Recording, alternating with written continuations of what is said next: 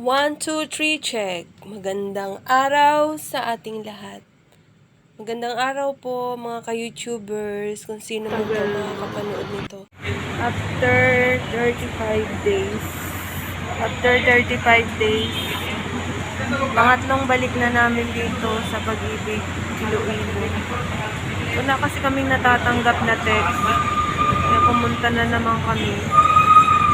At mukhang okay na. Doon na si my loves ko, nakapila na sa releasing of check. O diba, kung hindi ka pupunta, hindi mo malalaman. Kasablay din talaga sa gobyerno. Kailangan mo na ang pera. Nipon mo naman yun. Ang tagal makuha. After 35 days. January 25 nag-file. March 2 na ngayon. March 2.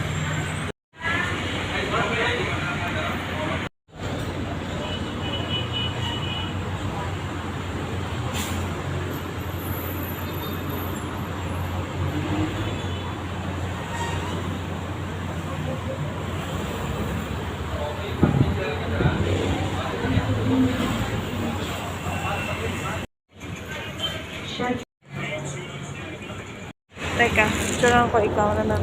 300 plus, darling. At least naka-300. Thank you, Lord. Okay, tara. Solve ang problema. Thank you, Lord. Thank you, Lord, sa savings at nakuha na after 35 days. Anong siya katagal? Si Merel, 31. Kailangan na nating ipa-encash ang cheque. Ito, pumila na kami sa Land Bank. Saglit lang naman kaming magandang araw! For today's video naman ay ang pag-claim ko naman ng aking MP2 savings. Nag-file ako noong July 20 and then nakatanggap na agad ako ng text noong August 1 August 2. Kaya ayan, pumunta na din agad kami sa Pag-ibig. Para dito na Pag-ibig, dito na po tayo. Magki-claim na ako ng MP2 savings. Ang bilis. July 20 ako nag-file. Ngayon ay August 2. Yeah. Dito na. Good morning, sir. Magki-claim ako na sa cheque. May text. Oo, may text ako. Waiting na ako para sa check releasing. Number 15 ako. Nung dumating ako dyan, ang nasa counter ay number 14. Kaya sumunod din naman agad ako. Ang bilis ng proseso ko dito. Ang bilis din ang pagdating ng cheque. Yan.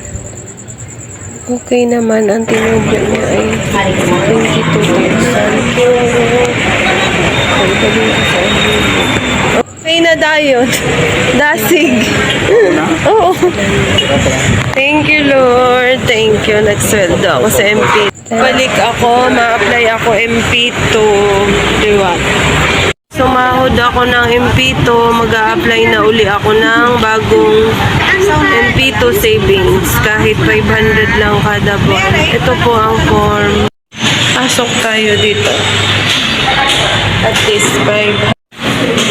Na-apply ulit tayo ng bagong MP2. Sa second floor. Ay magpapasa ng application. Dito, normal.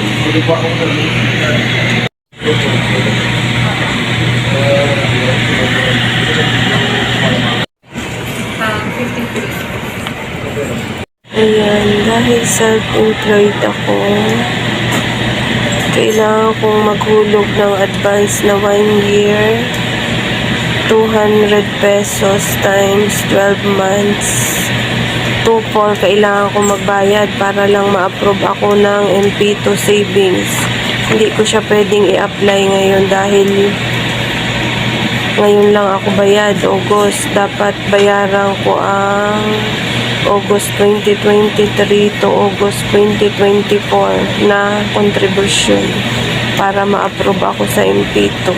Yun ang bagong rules daw ngayon. Babalik uli. Uuwi tayong bigo. Kailangan to. Okay. Hindi ako pwede mag-enroll sa MP2 savings dahil nga self-employed ako. Wala akong talagang trabaho. Kaya syempre kailangan ng kasiguraduhan ng pag-ibig. Ang requirement pala, ang bagong requirement ay ngayon ng MP2 savings.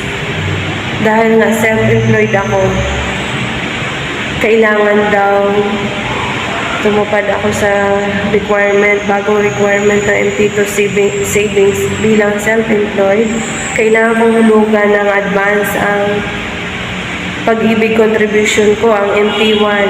Maghuhulog ako na August ngayon, August 2, 2023 hanggang August 2024. Babayaran ko ng advance 1 year na hulog para sa pag-ibig contribution.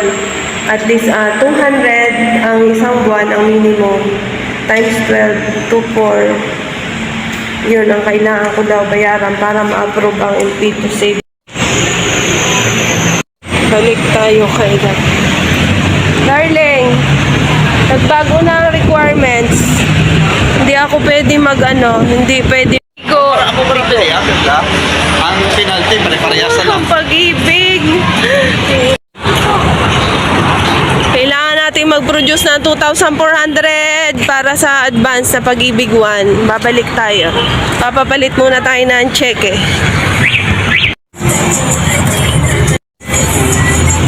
Bye, pag-ibig!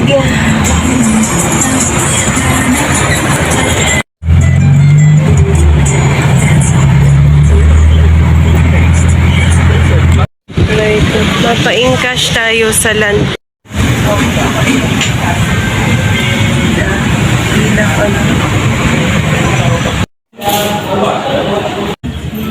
Ito na ang pera, napalitan na. Na-encash ko na 157,000. Pero sapat lang yan pambayad sa mga utang namin. Pero salamat at nakapambayad kami. Ito na po ang mga records ko ng mga hulog kada buwan mula noong July 2018. At ang kay My Loves andito ng January 2018. Buwan-buwan naguhulog kami.